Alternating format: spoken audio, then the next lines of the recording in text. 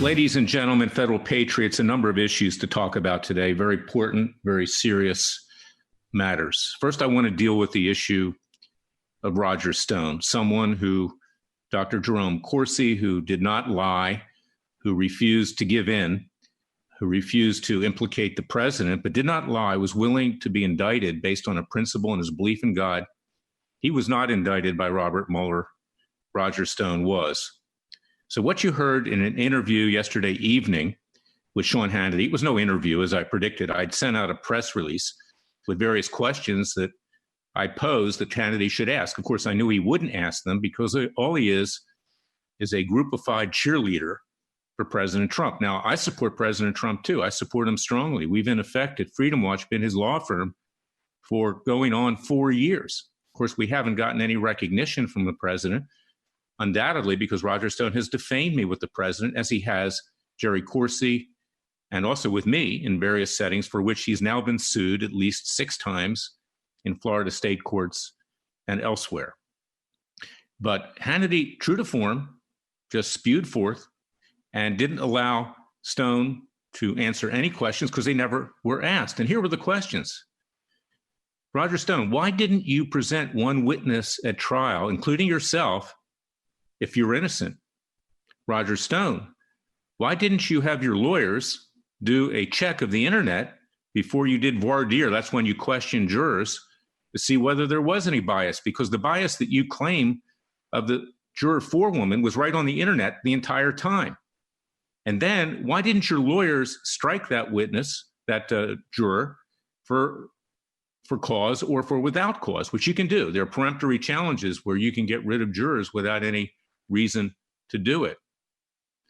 Why did you threaten the judge by putting a crosshairs to her head as if that was a gun to her head, suggesting that your supporters, and I'm not talking about the people that listen to this show, could harm her or even kill her? That's the way you could take that. Why is it that you're an admirer of the mafia and told another material witness, in addition to Corsi, to do a Frank Pantangelo, which was a character in The Godfather, and to either lie under oath when called before a grand jury or take the Fifth Amendment? These are questions that need to be asked. And this is why I'm looking out for the good of the president, because he has jeopardized his reelection by granting clemency, by commuting the prison sentence of Roger Stone. Now, Roger Stone was going to do 40 months. He wouldn't have done 40 months. He would have done maybe a year at most, the way things work. And there does need to be justice in the system for everybody. It needs to be justice for Comey, for Clapper, for Brennan, for the Obamas, the Clintons, the Bidens, everybody. And we're pursuing that at Freedom Watch. We're not hypocrites. The ends do not justify the means. And this is a very important lesson to be learned. So take that to the bank. Roger Stone has also financed people to file bar complaints against me and to do other things with regard to Corsi. And that's why he's been sued. The money which he raises is not used entirely for his defense. And that should be looked into as well. But this is something that we need to really understand, is that if we are to have the moral high ground, if we are to have the legal high ground, then we conservatives, libertarians, people of faith need to keep our own house in order. And I said this way back when I started Judicial Watch and uncovered the Chinagate scandal with regard to Newt Gingrich. And some conservatives didn't like that. They disinvited me from a meeting with Grover Norquist, his Wednesday meeting, when I told them that we needed to hold everybody accountable. There wasn't a double standard. And I said my piece. I went anyway, and I walked off. You can read all about this in Horrors, why and how I came to fight the establishment. Because if there's no truth, if it's just our side versus their side or their side versus our side, then this country will indeed go under. And it's on the verge of going under right now. And let me tell you another aspect of why it's going under. You see all this violence in the streets? You see that no one is really taking any action. And this is where I'm constructively critical of the president as well. Because as far as we know, only 4 people have been arrested after these radical leftists have tried to tear the country apart. Radical blacks, radicals on the Jewish left, and I'm Jewish Christian myself, radical Muslims, radical atheists, radical feminists, radical gays, lesbians, and transgenders, radical of every sort, want to destroy this country. And they want to take the president out. But he's doing little to nothing. And his Justice Department is unearthed inert and worthless. Now, what's really scary is that major corporations are rallying around the radical left. Redskins are getting rid of their name. FedEx is also threatening the Washington Redskins. Walt Disney just signed a first look contract with Colin Kaepernick to do a documentary on his, quote, great, unquote, life story. You've got, now there's going to be the NFL, 2 national anthems, one for America and the rest for radical blacks. Then you have the NBA. Let's paint Black Lives Matter on the floor and let them put any slogan they want on their shirt to offend everybody and to further whip up racial hatred and tension. We're trying to avoid that.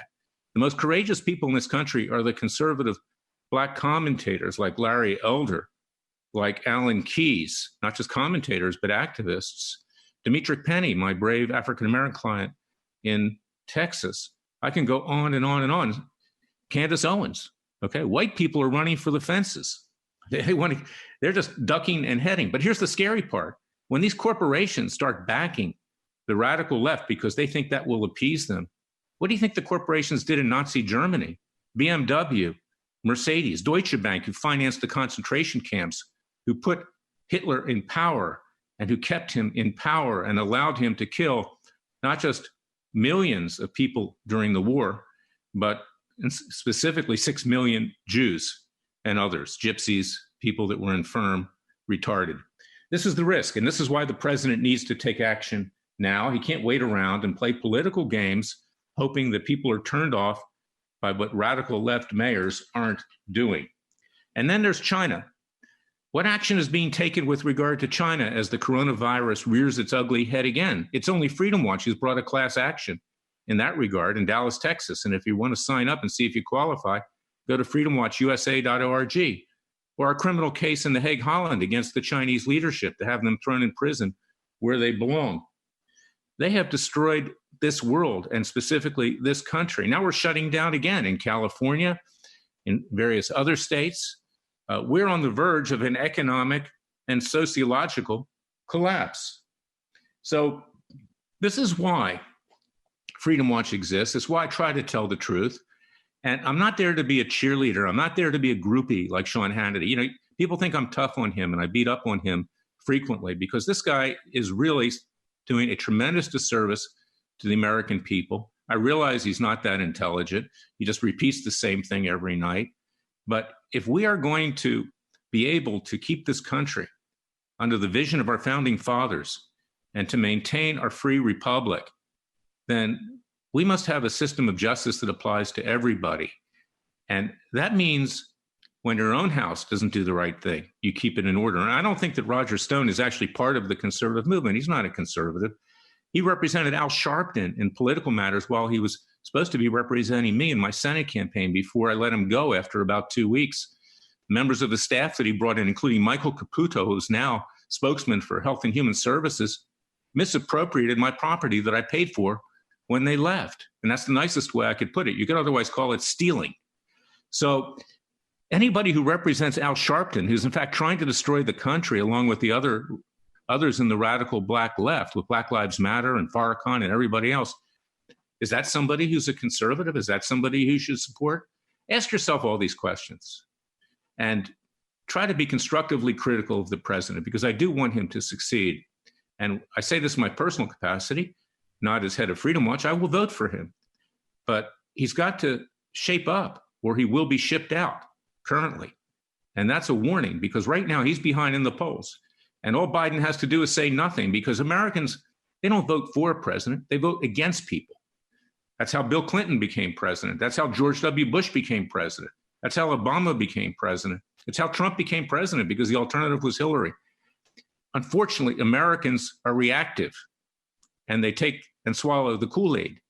And Trump is in dire, I would say, straits in terms of possibly losing this election. And if he loses, we go down.